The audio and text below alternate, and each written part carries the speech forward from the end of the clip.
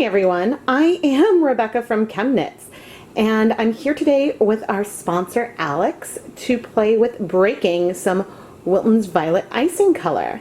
Today we are going to dip dye some stroll fingering weight yarn to create that broken violet colorway we love so much, and then we are going to glaze it in some Dharma Dark Navy.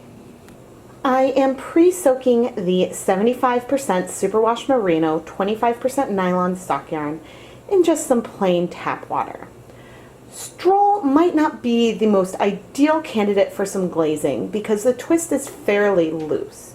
When you have a tighter twist that sort of gives a high amount of resist in the yarn itself, so it makes it easier to get a shallow layer of color on top. But we're going to give this a go and see what happens.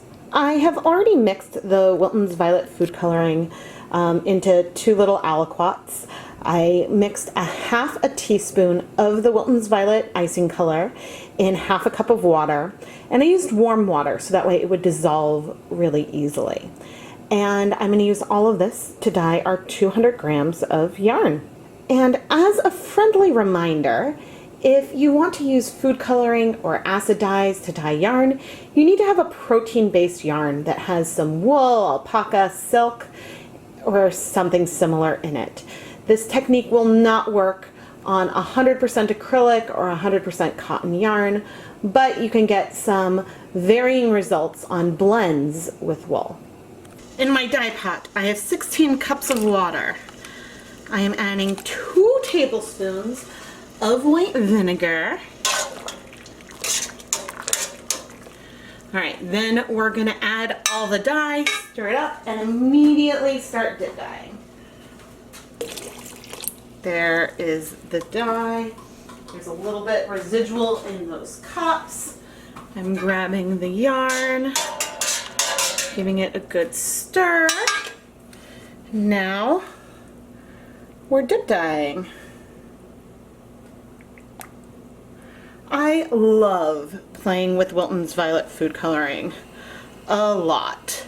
It's something that I know very well and am very, very comfortable with. You do sort of want to wait to make sure. And look, even from just like the resist of them being next to each other, we got some blues there. I'm going to try to keep them a bit separate. So I'm seeing some good blues, but there's definitely still, I mean that's looking rather blue, but there is still some purple left. I don't want to go all the way yet. We're close, we're real close. And I'm going to do a quick little dip for some blue, but there's definitely still some purples.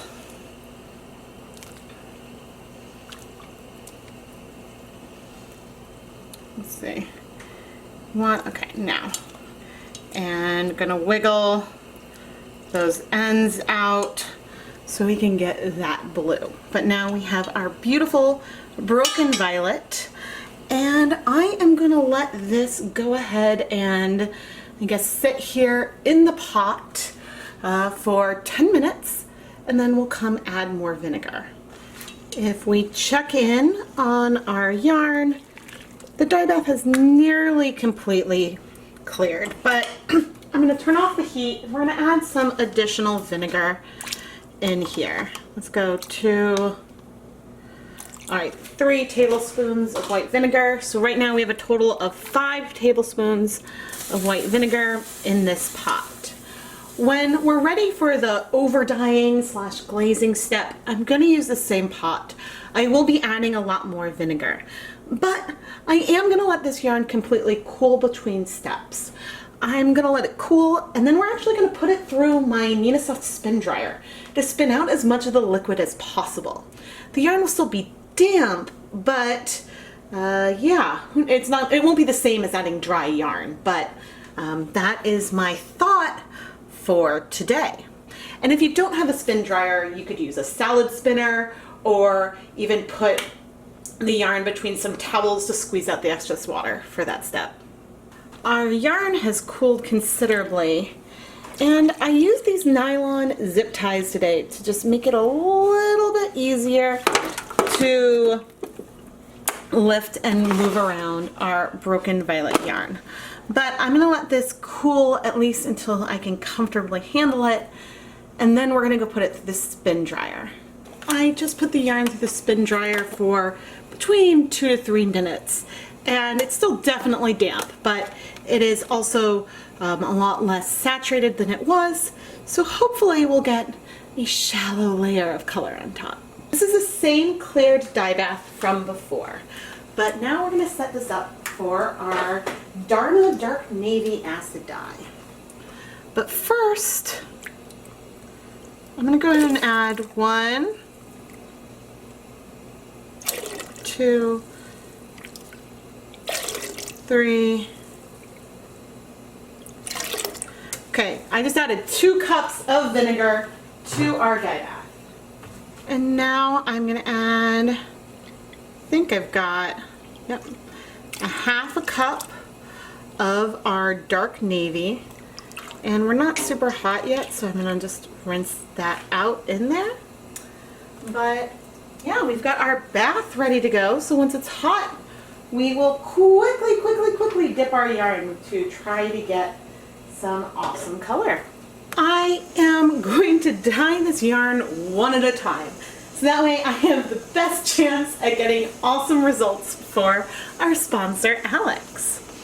I did rotate where the clip was placed, so that way it's sort of halfway down the skein, because since I'm planning on sort of dipping it in, yeah, I think that just made sense to me.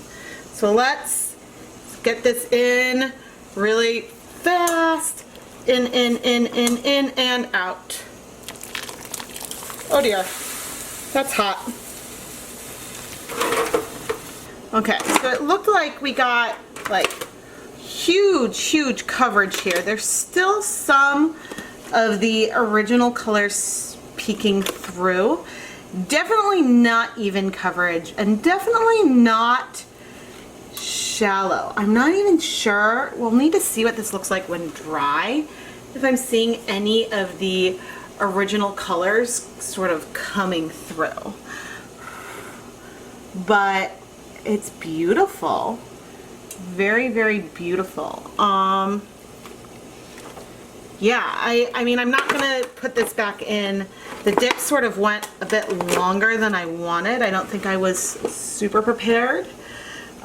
It doesn't really look glazed to me, but we are over dyeing for sure. And so, yeah, let's see what we can do with a second pass and with that second skein.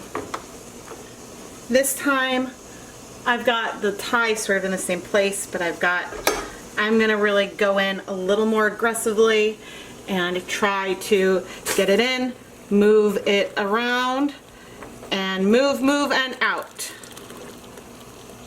And you can see from that runoff that the color that we have on here, ooh, absorbed.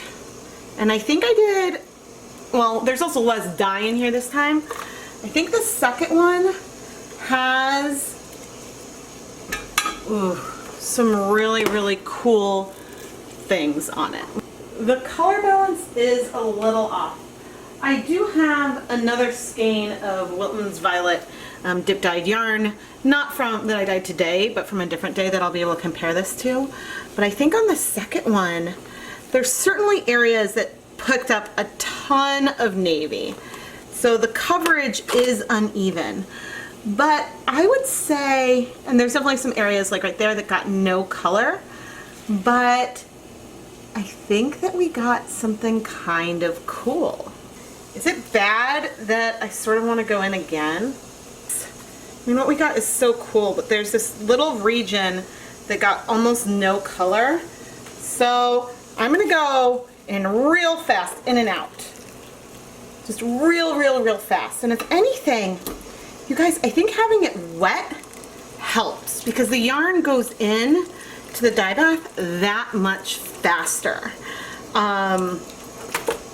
Having it be like close to dry made it a little more difficult to dip in.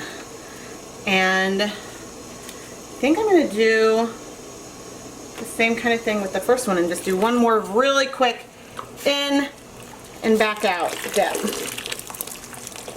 Just to get a little bit more coverage in some of those areas. Definitely, it's not even. It's not like an even glaze, but there's definitely regions in here where I feel that like really, really shallow navy coverage. I'm now going to set this aside so it can cool completely. And if you're wondering about like this yarn not having a ton of time on the heat, it is really, really hot. So we might not be in the dye bath, but we are getting exposure to heat just here in this pan. I learned something. I think next time I might actually want to have less acid in the pot. Because I was like, oh, there's so much dye left. So I grabbed a skein of yarn for a leave no dye behind, and there was not very much color left. So the navy that's in here struck amazingly, amazingly fast. Which is also kind of cool to know that you can get the navies to strike just that quickly. I am really curious to see what these skeins will look like once they are dry.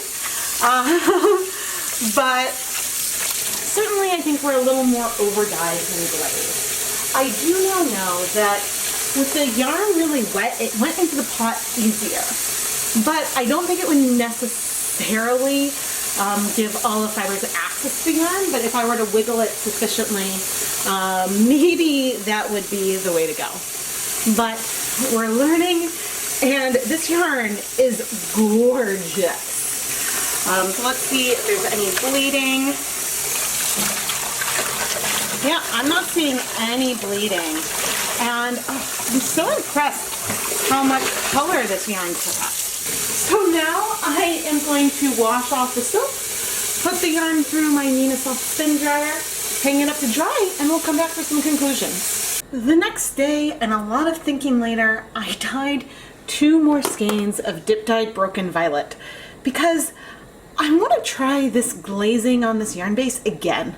I'm not completely satisfied with how it came out because I think I made one huge mistake. And that was adding too much dye to the dye pot. When I was like, ooh, the second dip is more successful. Turns out that even though it looked like there was still a lot of color in the dye pot, it was way, way, way less concentrated. And so I was able to get like a thinner layer of color, which was more what I wanted in the first place. So we're gonna give this another go. Right now in our pot, we started with 16 cups of water and then eventually had 6 tablespoons of white vinegar. It's the same dye bath that I used on our yarn. I do want these colors to strike quickly. So I'm gonna add 1, 2, 3, 4, 5, 6 more tablespoons of white vinegar. And as for the dye, how hot is this? Okay, it's not that hot yet. As for the dye, I said that I wanted to start small. And so small we will start. So I'm going to start with just, I guess, a hair over a teaspoon of the dark navy color. This amount of dye would be the equivalent of, I guess, a 0.05% on weight of goods for 100 grams of yarn. There is not much dye here at all. But if it strikes fast enough, then we should get sort of a dark-ish wash on top of our violet. At least that's what I'm hoping. That's what we're going for. But again, we're going to try this on one, and then we will modify for the second versus just going for the second one right away. I'm going to turn down the heat a little bit, turning it down to get like just below that rolling boil. Okay, there's a lot less acid in it this time. I'm going to add the yarn, try to move it around so that way we get more coverage. I did not put the yarn through the spin dryer this time. I at all. Okay, 3, 4. Did I get any color on there?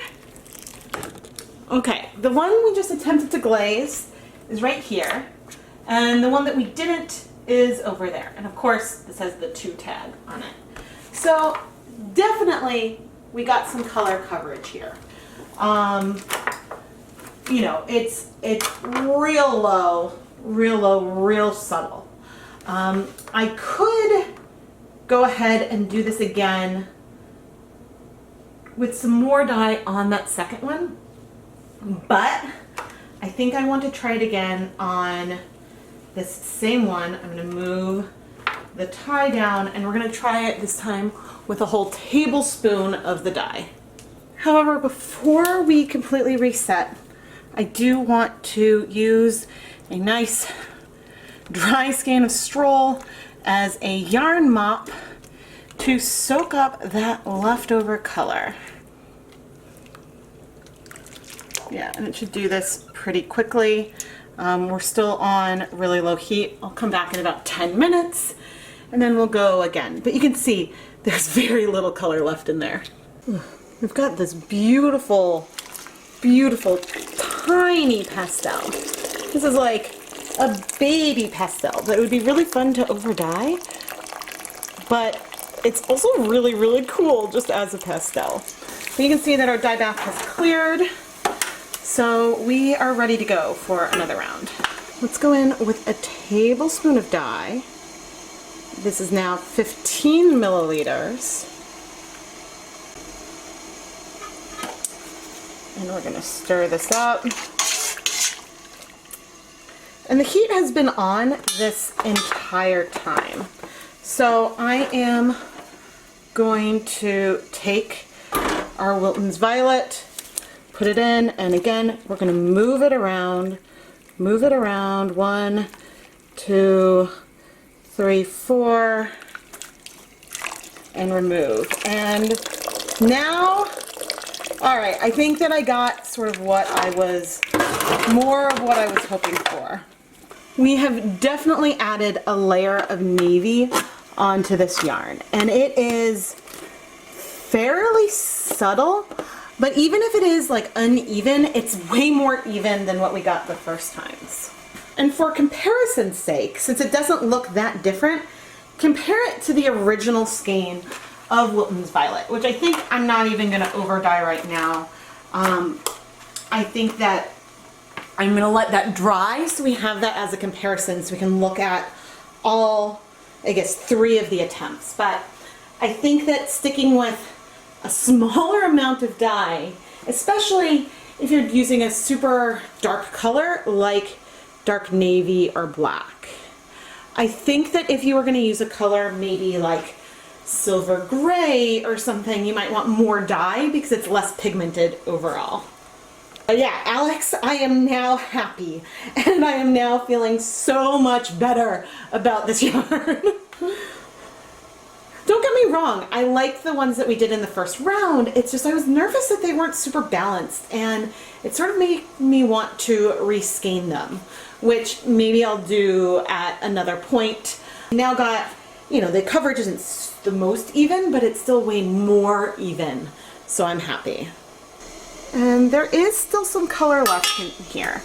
Not very much, but I am once again going to add our yarn mop. So we will now be not quite as super pastel as we were. But I'm going to leave this in here, still on the low to medium heat, for a total of 10 minutes, and then we'll come back. I really like the way that this, ooh, that's hot. I really like the way that this color has come together. We've got sort of this kettle dyed pastel blue yarn, and I think it's really, really lovely. Yeah, and so I'm excited. I'm now gonna go let everything cool, and then I think I'm gonna wash these final yarns off camera. I've already showed some washing steps in this video. And I'm not expecting there to be any bleeding at all. So then I'll come back when all the yarn is dry and we'll have some conclusions. I feel like now that the yarn is dry, The glaze is a little less, it's a little less obvious than what it felt like while the yarn was wet. When the yarn was wet, it felt like there was really an extreme difference between the one that we dipped into navy a couple times and the skein of broken violet that we didn't. Where we see the biggest difference is on these blues. In these blues, you can see that they're deeper versus the bright and lighter color that we have in the one that didn't get any navy. The coloration in the magenta is a lot more similar. Things feel deeper and a little more saturated on the one with the navy, but the differences are overall fairly subtle there. How light was our color application? Does it feel glazed? I mean, it is shallow in some areas. I'm not sure if it just feels a little overdyed versus having that super shallow color penetration where you feel like the dye is only striking the surface. I think that you really do want to use a higher twist yarn versus something that's loftier like stroll. Nevertheless, I think that these colors are beautiful. I'm really glad that I went after this a second time because this yarn is a lot more like what I was going for and what I wanted to create for Alex versus what we got in the first round. These skeins are beautiful as well. I just had way too much dye in there when I was putting it in. Way too much dye, and also the colors struck so fast that we got a really uneven absorption of the color. The colors were striking so fast that there's no question there's areas where it feels glazed, where it feels extremely shallow. And I bet over here if we untwist, if we untwist and look at the plies, you can kind of see where the color didn't strike in that interior area. My concern with these skeins is the balance. So you can see, I guess here is fine, but maybe over here we've got this dark section of color, but that's really only on one portion of the yarn versus going all the way across. And here as well, we've got some really dark areas that are beautiful, but then the other half doesn't have that same level of darkness. And so my concern is that maybe the dark will be just on the first half of the skein versus, I think I'm concerned that the darkness will be all on the first half of the skein versus sort of being randomly throughout it.